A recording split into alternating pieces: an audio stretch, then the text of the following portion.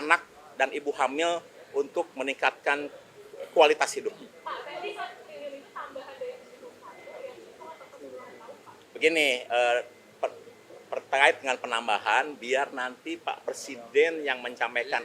Badan Gizi hanya menyampaikan, tadi bertanya, kira kurang lebih berapa triliun yang dibutuhkan kalau pemerintah menambah di bulan September. Maka kami sampaikan tambahan 100 triliun cukup untuk memberikan makan kepada seluruh penerima manfaat 82,9 juta. Lain-lain nanti silakan tanyakan ke Kementerian Keuangan dan juga kepada Presiden. Ya.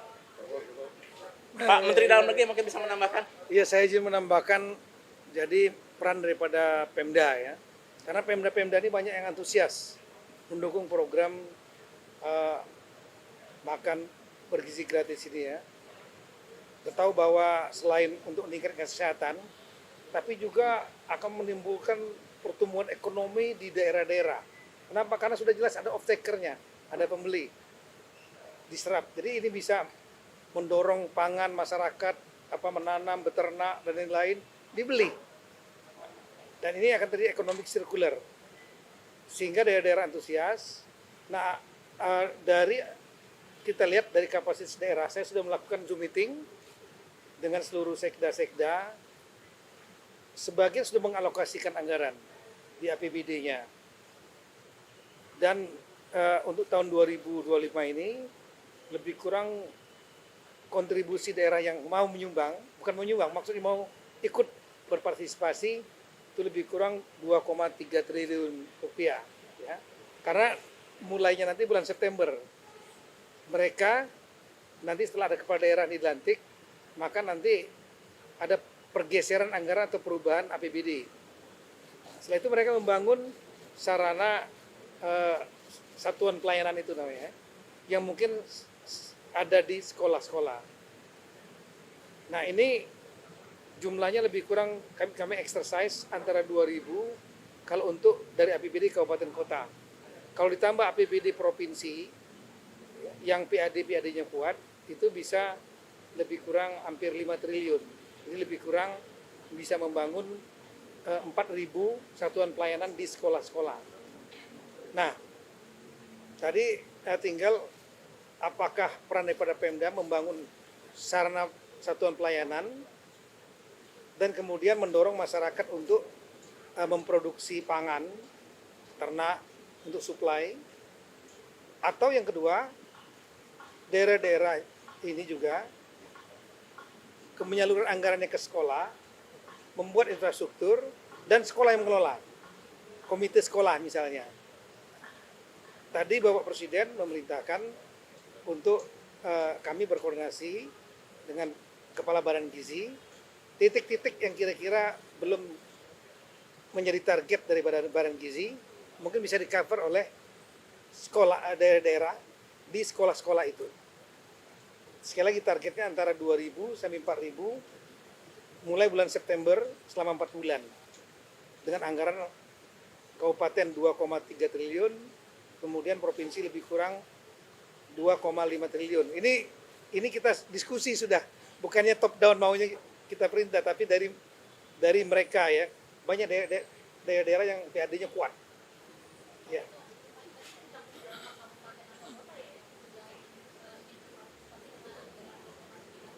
Eh, 415 kabupaten, ya, 93 kota, dan semua provinsi mau berpartisipasi. Karena ini akan menghidupkan ekonomi mereka selain anak-anak mereka sehat. Selain soal anggaran, Pak Tito, seperti apa peran daerah untuk mengantisipasi terulangnya kejadian seperti Sukoharjo dan Ya tentu kalau bisa dilibatkan juga dari puskesmas, kan ada puskesmas di sana ya, yang kira-kira ya bisa mengawasi masalah higienisnya lah, kesehatannya. Tapi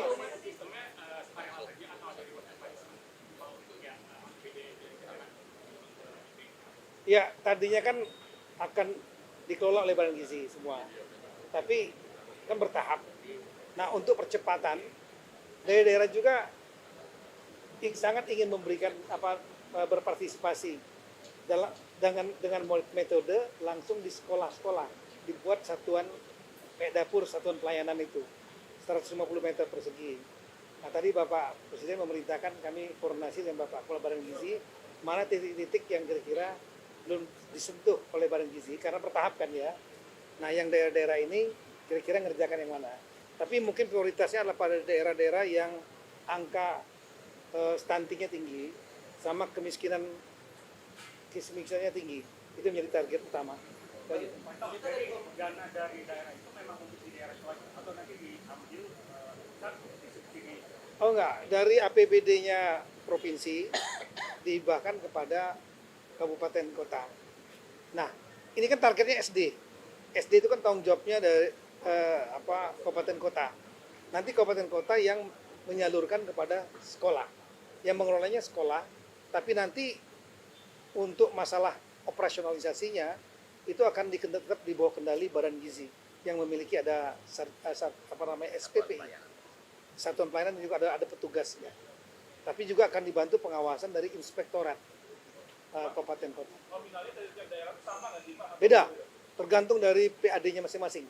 Contoh misalnya Kabupaten Badung ya, itu PAD-nya kan 90% dari APBD-nya.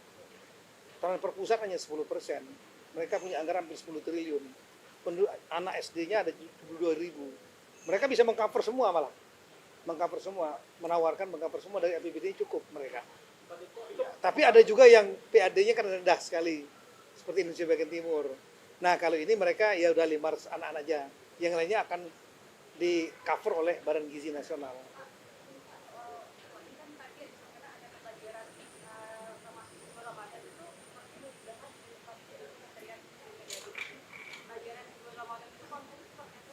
Wah, itu beliau kalau gitu alam Bapak Menteri. Apapun kebijakannya Bapak Mendikbudrismen ya kami akan ikut. Udah di luar konteks ini.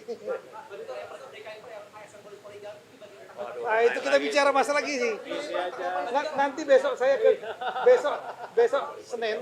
Senin sore saya akan kunjungan ke DKI dalam rangka untuk dengan Menteri Perumahan masalah percepatan persetujuan bangun gedung. Nah nanti kalau mau nanya ya di situ aja. Pak, itu ada dari pemerintah pusat ada mematok nggak sih Pak untuk alokasi setiap APBD itu berapa persen minimalnya? Yes, ada. Ada yang kita kan menanyakan kesanggupannya. Mereka mau partisipasi, tapi kita tahu, kita punya data berapa APBD-nya, berapa PAD-nya. Nah, minimal itu adalah 0,2% yang paling rendah itu 0,2% dari PAD itu untuk ngurusin 500 saja, 500 siswa SD. Nah yang lain otomatis saya lapor kepada Prof Dadan supaya di cover semua yang lainnya oleh Badan Gizi. Ya jangan dipaksakan kalau nggak mampu. Pak, kalau misalnya keterlibatan daerah itu nanti akan berdampak pada perbedaan standar makan gizi gratis di setiap daerah, seperti apa Pak? BGN memiliki standarisasi, baik dapurnya maupun menunya, karena beliau kan ada ahli gizinya. Oke? Penegasannya Pak, berarti yang terkait dengan anggaran daerah itu sifatnya inisiatif ya, bukan mandatori harus mengalokasikan ya Pak? Enggak. Kita nggak mandatori, tapi mereka harus bawah yang ingin berpartisipasi. Kenapa? Satu, untuk kepentingan anak-anak, kesehatan anak mereka. Ya, bagi kepala daerah terpilih kan ini kan naikin elektabilitas juga nih. Nyentuh langsung masyarakat di bawah. Yang kedua, mereka tahu bahwa ini akan bisa mendorong pertumbuhan ekonomi daerahnya. Maka mereka antusias. Saya kira itu. Pak, mengenai praktik kepala daerah Pak? Nah, itu nanti kita bahas lagi deh. Jangan terlalu panjang. Kita bicara masalah ini aja dulu. Kalau pelantikan daerah nanti tunggu tanggal 22 dengan pendapat di DPR. Nah, putusannya di situ. Udah buat judulnya aja, nanti keputusan kepala daerah tanggal 22 Januari di Raker DPR yang dihadiri oleh DPR, kemudian pemerintah, diwakili Mendagri, KPU, Bawaslu, DKPP. Nah, oke.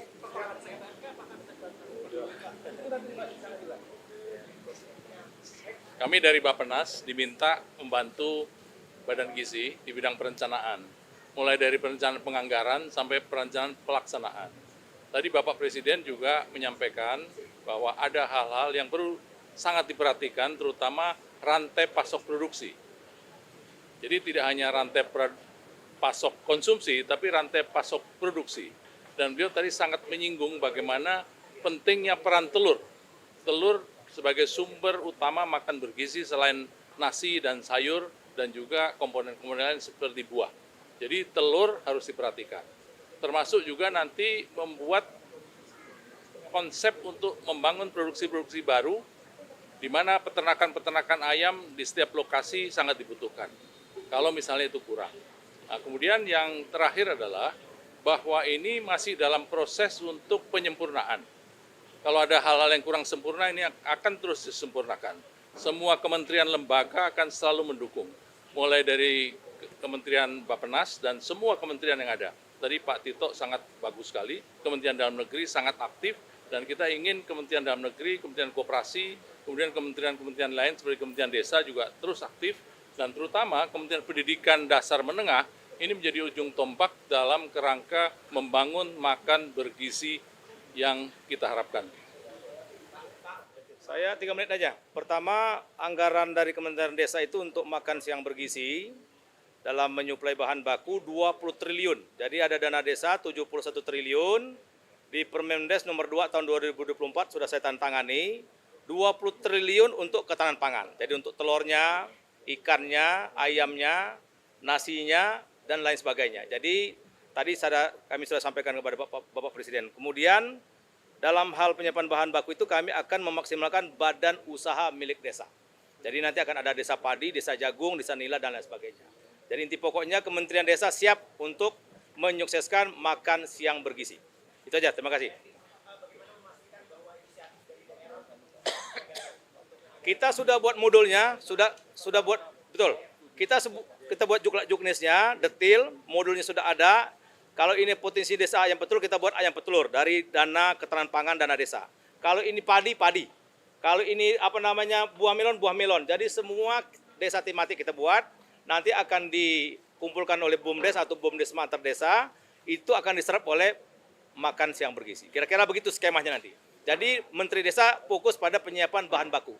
Dengan dana desa 20 triliun dari total 71 triliun. Jadi 71 triliun, 20 triliunnya untuk makan siang bergizi.